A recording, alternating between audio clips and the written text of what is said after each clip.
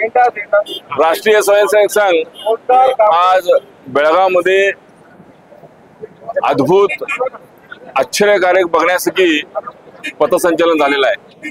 विशेष करून राष्ट्रीय स्वयंसेवकाला 100 वर्ष झालेली आहेत आणि हा ऐतिहासिक दिवस बेळगावमध्ये बघायला मिळाल्याबद्दल मला वाटतं बेळगावातील सर्व जनता ही तृप्त झाल्याची म्हणायला काय हरकत नाही। एकूणच राष्ट्रप्रेम निर्माण करणे, व्यक्ती निर्माण करणे, त्याचबरोबर देशाबद्दल भक्ती निर्माण करण्याचं काम राष्ट्रीय स्वयंसेवकांकडून होत असल्यामुळे विशेष करून आज आपण बघतोय फक्त नगरमध्ये एवढ्या मोठ्या संख्येनं स्वयंसेवक येऊन पथसंचलनामध्ये भाग घेतात म्हटल्यानंतर आज राष्ट्रीय स्वयंसेवक मोठ्या प्रमाणात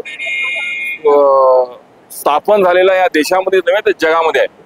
विशेष करून जगातली सर्वात मोठी संघटना मला म्हणायला हरकत नाही।